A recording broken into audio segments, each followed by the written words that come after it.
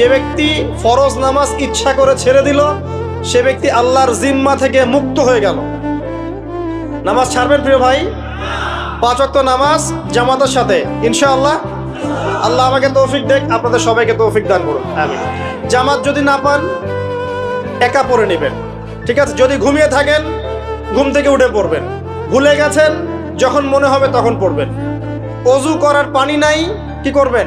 তায়াম্মুম করবেন। তায়াম্মুমেরও কিছু নাই, আপনার কোনো কাপড়ই নাই, সতর ঢাকার কোনো কাপড়ই নাই, কি করবেন? বসে বসে নামাজ ওই অবস্থাতেই, এটা কোনো মাফ নাই। মানে আপনার অজু করার কোনো পানি নাই, তায়াম্মুমের কিছুই নাই, কাপড়ও নাই সতরে, তখনও নগ্ন হয়ে বসেই নামাজ পড়তে হবে, মাফ নাই। যখন শোয়ানো হবে মাথার দিকে কি থাকবে? সালাত। তাহলে আমরা যারা ফরজ সালাত এখন আদায় করছি না, আজকে তওবা করেন, বলেন আস্তাগফিরুল্লাহ আল্লাযী লা ইলাহা ইল্লা হুয়াল হাইয়ুল কাইয়্যুম ওয়া আতুবু ইলাইহি। হে আল্লাহ, আমরা তওবা করছি, সারা জীবনে যত নামাজ পড়ি নাই এই সমস্ত নামাজ না পড়ার পাপ থেকে তোমার কাছে তওবা করছি। ঠিক আছে? এটা আস্তাগফিরুল্লাহর অর্থ নয়, আমি বাংলায় বললাম। আর যদি নামাজ কাজা করে আদায় করে দিতে পারেন আলহামদুলিল্লাহ, খুবই ভালো হয়। যদি নাও পারেন তাও এখন থেকে আর কোনো নামাজ বাদ দিয়েন না, আর বেশি বেশি নফল নামাজ পড়ার চেষ্টা করেন। আল্লাহ পাক তৌফিক এনায়েত করুন। আসুন, তারপরে ডান দিকে কি? সওম। সওম মানে কি? রোজা। রমজান মাসে রোজা রাখি সবাই তো, মাশাআল্লাহ, আলহামদুলিল্লাহ। রমজান মাসে সওম রাখার পাশাপাশি বেশি বেশি নফল সওম রাখার ব্যাপারে অভ্যস্ত হওয়ার চেষ্টা করতে হবে। সবচেয়ে সেরা সওমগুলো হচ্ছে মাসের 3 দিন, আইয়ামে বীজের সওম, চাঁদের 13, 14 এবং 15 তারিখ।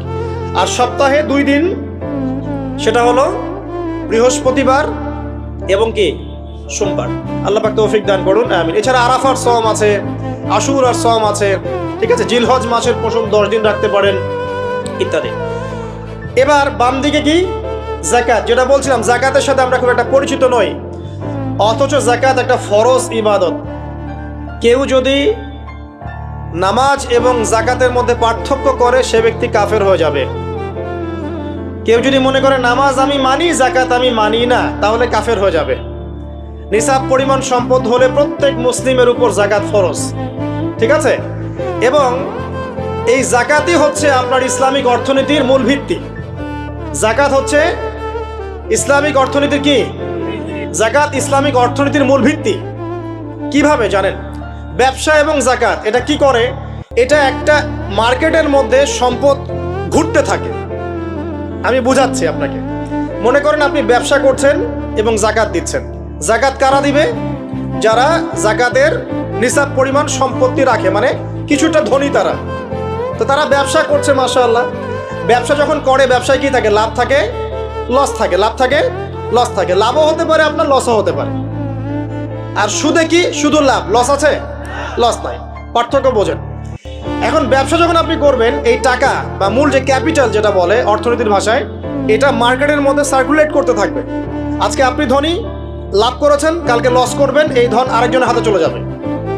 সে আবার ব্যবসা করছে, সে লাভ করলে সম্পদ তার হাতে থাকলো, লস করলে আরেকজনের হাতে। মানে এই মানিটা, ক্যাপিটাল যেটা, এটা মার্কেটের মধ্যে ঘুরতে থাকে, ঘুরতে থাকে। আজকে কেউ ধনী, কালকে কেউ ধনী, আজকে কেউ ফকির, কালকে কেউ ধনী, এভাবে। এখানে আল্লাহ পাক যাকে ইচ্ছা হয় ধন দেন, যাকে ইচ্ছা হয়